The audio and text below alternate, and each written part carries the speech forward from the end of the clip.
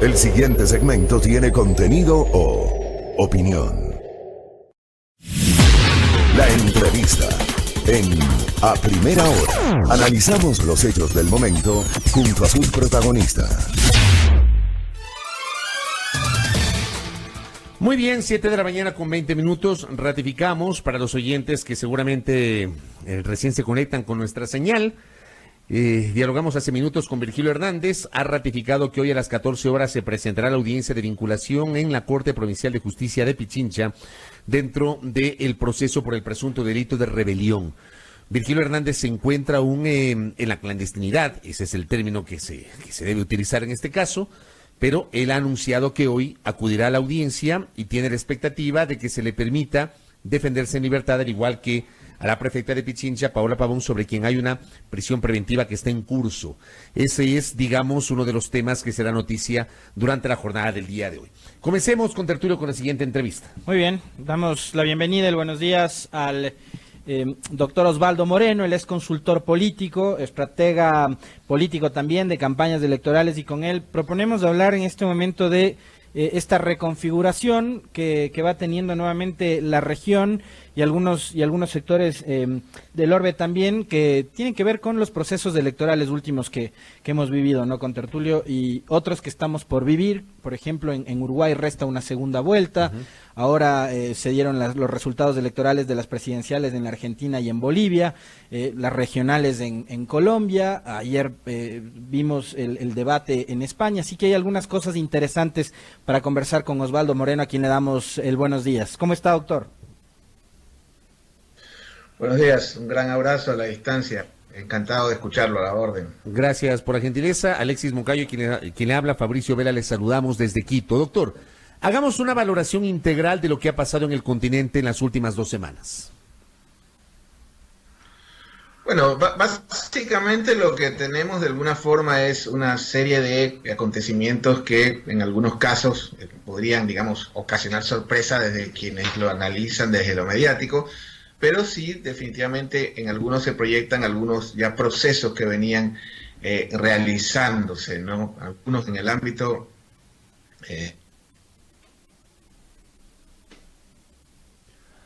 ¿Hay alguna dificultad con el audio de Ecuador? Ahí está. Y cosas como lo que pasa. Hola. Ahí lo escuchamos, ahí lo escuchamos. Ok, le decía que se están dando una serie de acontecimientos, algunos que se reflejan en las urnas y otros que se reflejan obviamente en la calle, como el caso de Chile, como el caso de Ecuador. Un Uruguay que dentro de su esquema se mantiene, digamos, cerca pero aislado, con una continuidad y sobre todo un tema económico, porque en el caso, por ejemplo, de Argentina, de Chile, de Ecuador, digamos que el factor determinante también es económico. Y de alguna forma esto ha hecho que los gobiernos, en este caso concretamente de Ecuador y de Argentina, de ámbito neoliberal, o por lo menos con prácticas de ese tipo, ante la situación totalmente, digamos, desgastada, un Moreno con 10% de popularidad, un Macri que no cumplió las expectativas, hace obviamente que esto tenga una serie de reacciones que, como le dije, en Argentina se reflejan en las urnas y en otros países se reflejan en la calle. ¿Cuál es el porcentaje de aceptación que tiene el presidente Moreno? Ahí como que se cortó un poquito, doctor. Claro, bueno, la verdad, yo no soy encuestador, pero tengo algunos estudios que me llegan. A veces se me hace difícil un poco manifestar ese tipo de cifras, pero al menos podría decirle que se podría decir que el presidente Moreno compite en popularidad con Maduro. Me encantaría que no compita en materia de derechos humanos en todo caso, pero la popularidad del presidente es bastante baja, al menos el último estudio que vi que reflejaba Guayaquil y Quito no sobrepasaba el 10%. Y esto, como para hacer un símil o como para hacer una analogía, digamos que son cifras parecidas a las que parecía Maguate en sus peores momentos. Entonces sí, definitivamente ese tipo de popularidades o ese tipo de aceptación que puede tener un mandatario en el ejercicio del gobierno se refleja obviamente en este tipo de acciones, ¿no? No habría que ser un genio en materia de comunicación para poder determinar las reacciones que tuvo en la calle y la toma de las medidas económicas. Con lo ocurrido, doctor Osvaldo Moreno, en la República Argentina, fundamentalmente allí, uno podría comenzar a pensar en una nueva reconfiguración de las organizaciones políticas del centro hacia la izquierda. Digo, tuvimos un periodo en el cual el progresismo tuvo evidentemente su su presencia en los gobiernos de la región, en Argentina, en Brasil, en Chile, en Uruguay, en Bolivia, en Ecuador, en Venezuela. Tuvimos este periodo, digamos, de mucha presencia del progresismo, hoy marcado en cambio por la presencia en varios de estos países de lo que se denomina la derecha ideológica. Pero, por ejemplo, el resultado de Argentina podría ser sintomático, podría entenderse como una reconfiguración de los sectores del centro hacia la izquierda, no solamente en Argentina, sino en el resto del continente, o separamos el caso de Argentina y lo ubicamos exclusivamente en su propia realidad. ¿Cómo le ve usted? A ver, lo que pasa es que hubo una serie de lecturas que desde mi punto de vista fueron un poco limitadas. Es decir, si bien es cierto, porque aquí sí funciona, digamos, el tema regional de alguna manera. Si bien es cierto, el triunfo de Bolsonaro fue de alguna forma una reivindicación un poco para la derecha, o por lo menos una esperanza de generar un liderazgo regional que no lo tienen, o por lo menos no lo tenían, porque en el caso de Uribe fue bastante atípico, ¿no? Es bastante distinto. Hay que tomar en cuenta que el verdadero parámetro, pensaría yo, o cuál fue el punto de inflexión en el cual, bueno, había un síntoma en el cual usted podía decir se avecina otra vez la izquierda, fue el triunfo de López Obrador. Hay que tomar en cuenta que de cada 10 latinoamericanos, 5 son mexicanos. Entonces, el triunfo de López Obrador, de alguna forma, creo que fue el punto de inflexión o fue el síntoma más fuerte de lo que podría avecinar o lo que podría suceder. Ahora, aterrizándolo a nuestros países, hay que tomar en cuenta también el tema de la Argentina. En Argentina no necesariamente es como, bueno, hablemos un poco del Ecuador, que de repente aparece un outsider y se desconfigura todo y hay que refundir la patria cada 10 años haciendo una nueva constituyente y el libreto que ya nos conocemos. En Argentina, mal o bien, el PJ ha mantenido, es el Partido Justicialista, el peronismo, una institucionalidad. Y el mérito para el retorno al poder, me parece que fue de la señora Kirchner, el momento de poder... fíjense, gente como Massa, ¿no? Massa fue el candidato que quedó en tercer puesto en la República Argentina en la elección pasada y en gran parte fue, digamos que cómplice del triunfo de Macri. Entonces, una de las acciones que se tomaron en la Argentina fue la unificación del PJ, que era un hecho que no se veía probablemente desde la crisis del 2000, ¿no? Porque finalmente Kirchner agarró un muerto, nadie quería ser candidato del PJ ni presidente en el año 2000 en Argentina, un poco de historia. Entonces, en ese sentido, lo que pasa en la Argentina es la unificación del PJ, el haber podido cohesionar a los gobernadores, que era muy difícil en la Argentina. Y segundo, una lectura que tampoco no se la hace, creo, muy claramente en nuestro país, es el rol de la señora Fernández de Kirchner. Hay que tomar en cuenta que el rol del vicepresidente es totalmente distinta a la imagen que nosotros, o lo que nos imaginamos de un vicepresidente. El vicepresidente de la República en Argentina conduce el Senado, preside el Senado, que es una de las cámaras más importantes del parlamentario de la República Argentina. Y hay otro hecho adicional, la gran mayoría, y se lo puedo decir porque lo viví en carne propia por mis temas profesionales en Argentina, o casi todos los candidatos a senadores del Partido Justicialista son hombres de confianza de la señora Cristina Fernández de Kirchner. Es decir, no sé si podría darse un morenazo, como leí el otro día en las redes sociales, porque en este caso la señora Cristina se ha blindado, es decir, preside el Senado. Y adicional a eso, los senadores del Partido Justicialista son hombres de absoluta confianza a ella y que le responden a ella. Entonces, en ese contexto, pensaría que está un poco blindada la señora Cristina y no sé si eso de alguna forma va a garantizar la gobernabilidad. Porque Fernández tiene dos papas calientes. La primera, para Argentina es más importante de lo que nosotros pensamos. Digamos que el dólar es el referente más fuerte de la economía. Un dólar que lo tomó Macri a 9 pesos y lo está entregando en 70. Entonces, Fernández tiene esos dos grandes problemas, que es el dólar, y en el caso político, creo que hay mucha fantasía con respecto a la relación con Cristina. Me parecería yo que Cristina lo que va a hacer es desde el Senado ocupar su espacio de tal manera que esté dentro de una cápsula a la cual en teoría no la podrían tocar. Y que por las reacciones que hemos visto de Alberto Fernández acercándose primero a Andrés Manuel López Obrador, con unas respuestas muy diplomáticas a Bolsonaro, por ejemplo, que se negó a felicitarlo, a saludar su triunfo, creo que va dando también muestras de que el hombre quiere seguir por la línea del progresismo, ¿no? Con Andrés Manuel López Obrador nuevamente habló de los bloques de izquierda, se viene refiriendo a la reconstitución de UNASUR y cosas por el estilo, así que ese cuento del morenazo creo que se va a quedar solo en las aspiraciones de unos pocos acá, ¿no? Sí, es decir, a ver, también hay que un poco estudiar, insisto, los procesos un poquito más y menos las coyunturas, que creo que es lo que pasa bastante en nuestro país. También hay que tener en cuenta el proceso que tuvo, por eso decía, el tema del justicialismo en la República Argentina. Muchos cedieron, ¿sí? No es tan fácil, no es cuestión tampoco que por una tendencia regional o por un tema de cambio o recambio va a volver la izquierda. Hay procesos que seguir. Y suponiendo que en Ecuador quisiéramos que pues, en Ecuador va a pasar lo mismo, porque en la Argentina, sí, claro, pero hay una serie de acciones que hay que tomar previamente. Y no sé, porque estamos hablando de una izquierda post-Correa y una izquierda todavía sin rostro, ¿no es cierto? Acá en nuestro país las cosas pensaría que son un poco distintas. Una izquierda, sí, es cierto, doctor, que Moreno quizás la pueda liderar estar, el movimiento indígena. ¿perdón? Una izquierda que quizás en Ecuador la pueda No le liderar escucho. el movimiento indígena después de lo ocurrido en los primeros días de octubre. Bueno, el otro día conversaba con algunos colegas, o la pregunta era con algunos colegas si el indigenismo es la izquierda post-Correa.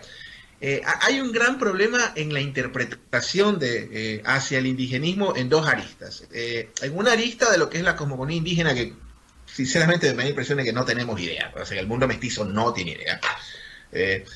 Y una interpretación política. Y en la interpretación política hay algo sumamente interesante. El movimiento indígena no es el movimiento político o la agrupación o la tendencia a la que estamos habituados a interpretar. Es decir, y creo que en ese sentido el gobierno nunca tuvo, o hasta el momento ha tenido una lectura clara de cómo es el tema indígena. Ejemplo, usted a Correa lo acusa hasta de la muerte de Sucre, le pone 500 causas, ¿no? Usted declara por decreto que es Satanás y ok, es verdad, el correísmo queda bastante debilitado o minado. Tal es así que hoy día hay 4 o 5 dirigentes que los están descabezando y hasta ahí llegar, ¿no? El Partido Social Cristiano, sin Evo decirse ir a Miami y retirarse, es muy difícil que alguien asuma la conducción, sin perjuicio que hay grandes cuadros y gente muy respetable, ¿no? Y le puedo hacer una lista interminable. En cambio, el movimiento indígena, y esto fue parte de... Hola. Sí, le estamos escuchando, doctor. Hola. Le estamos Hola. escuchando. Aló, le estamos escuchando. Hola. Aquí estamos, doctor. ¿Nos escucha? ¿En qué nos quedamos? Le estábamos escuchando todo. Sí, que Hola, ¿en qué nos- sobre los cuadros del movimiento indígena. Ah, ok. El movimiento indígena, y eso en parte escuchaba al señor Hernández sobre tesis doctorales, le aclaro, soy candidato a doctor todavía, no, estoy en eso, estoy en ese proceso, espero Dios mediante el 2020 ya doctorarme. El movimiento indígena, que de eso estábamos también investigando, es un movimiento, primero, que es horizontal, es una horizontalidad que se refleja en la alternabilidad. Ejemplo, yo he visto 10 coordinadores de la CONAIE distintos los últimos 10 años, versus a lo que usted ve en los partidos que finalmente terminan siendo, bueno, no voy a decir haciendas, pero sí, en parte casi propiedades de sus digamos, de sus dirigentes, ¿no? El movimiento, yo al principio pensaba que Isa y Vargas eran los Isa y Vargas que nosotros vivimos en los 90, digamos, en los 2000. No, el movimiento indígena tiene, digamos, una alternabilidad bastante visible. Y segundo, que viene la lectura errada del gobierno, que creo que no tienen idea en ese sentido con qué están tratando, con qué están lidiando. Y la más importante no es como, digamos, como país o societano o al movimiento Jairala, lo sacas a Jairala, lo borras. El movimiento indígena es como decía la mamá al tránsito, ¿no? Es decir, somos como el pasto del páramo que si nos arrancan seguimos creciendo. Entonces, si usted mañana encarcela a Vargas, encarcela a Isa, no les va a afectar mayormente, digamos, en el ámbito de la conducción. Ahora, hay otras aristas también que hay que analizar. Yo pensaría, o estoy convencido de que ni los indígenas ni el gobierno aguantaría un segundo round, ni creo que el país aguantaría un segundo round. Pensaría, es más, recomendaría a este medio, tanto a la CONAIE, que se replegue a buscar una alternativa nacional, tratando de quitarle un poco el pánico a la gente que les tiene miedo, y al gobierno que ya empiece a pensar en una transición ordenada y pacífica en el 2021. Pero más allá de eso, usted tiene cuadros en la CONAIE, obviamente, que se manifiestan en una alternabilidad que yo no creo que les afectaría. Ahora, hay cosas que son irónicas. Si bien es cierto que la partidocracia de este gobierno vendría a ser el correísmo o Correa, de alguna forma el que Correa haya debilitado a estos movimientos sociales, es decir, el correísmo de alguna forma minó su capacidad de gestión, de reacción y de movilización. Eso creo que, acuérdense, está el cambio del decreto de las naciones civiles, el haberles quitado la sede, etcétera, etcétera. Eso de alguna forma me parece un poco irónico porque tal vez la CONAIE de los 2000 o la CONAIE que nosotros conocimos hubiera terminado probablemente afectando mucho más al gobierno de lo que afectó. Entonces es un poco irónico que ese monstruo que tiene el gobierno, que es el correísmo, ese enemigo declarado, finalmente fue quien debilitó, y me parece que este ejercicio o esto que vivimos en el país, 2 semanas creo que inútiles porque al final terminaron derogando ese decreto. Las medidas de shock no funcionan aquí, no funcionan en Francia, no funcionan en Colombia, en Argentina, en ningún lugar del planeta. De alguna forma creo que ese ejercicio de la CONAIE un poco como que la volvió a sacar a la escena, y obviamente dependerá de ellos presentarse como una alternativa nacional. Doctor Moreno, para cerrar, ¿qué pasa con la derecha? Yo el fin de semana estuve en Guayaquil conversando con alguna gente. me decían, a ver, la derecha es Nebot, a Lasso casi que no lo cuentan, y dicen, en la derecha no hay otras alternativas, tanto así que lo están resucitando Alberto Dajic. ¿Es adecuada esa lectura? ¿Cómo le ve usted? A ver, yo trato siempre, creo que lo serio, lo formal, yo no soy encuestador, así por ende, y tampoco me presto para adivinar. Claro. Creo que lo formal, lo profesional es plantear escenarios. Yo veo 4 escenarios posibles en el Ecuador, si me permite. El primero, no los voy a poner en orden, el primero y el segundo los veo con igual posibilidad. Yo no descartaría un escenario izquierda versus derecha, es decir, un candidato que hoy, al menos hoy, a esta hora, este día martes, post feriado, que creo que Nebot sin duda es la opción o la carta más fuerte de la derecha, pero es una carta, digamos que en una posición donde después de la crisis que vivimos hace poco, en el octubre negro, o como usted quiera llamarlo, es una carta que terminó, es una lectura absolutamente índole personal, terminó consolidándose como lo que es un liderazgo regional. Me parece que durante la huelga o durante la crisis lo que hizo finalmente fue demostrando aquí mando yo, no Cintia, aquí soy yo, sigo siendo yo el dueño de la provincia o de la ciudad. Y ese es el gran problema, Nebo, tener que proyectarse nacionalmente, un tema que lo abortó desde el 96 y siempre se dedicó a la ciudad, y creo que lo hizo bien.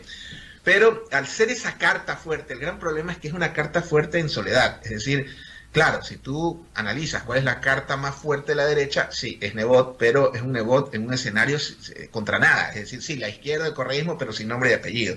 Y eso es muy peligroso cuando compites contra lo que no conoces. Entonces yo vislumbro un primer escenario donde podría ser una derecha agrupada en Nebot, que es lo mejor que tiene, versus una izquierda sin rostro. Y un segundo escenario que no descartaría y sería bastante gracioso a futuro, donde usted vea correísmo versus indigenismo. Y sería divertido ver a muchos anticorreístas haciendo campaña con el correísmo, porque mal o bien el correísmo es un socialismo dentro de las guerras del occidente, digamos, ¿no? El indigenismo no está en eso, por lo menos todavía trato de leer a Mariate y a Vasconcelos y no me queda claro, sin prejuicio, que a mí me parece bastante interesante el proceso, ¿no? Porque podríamos hacer símil con Bolivia.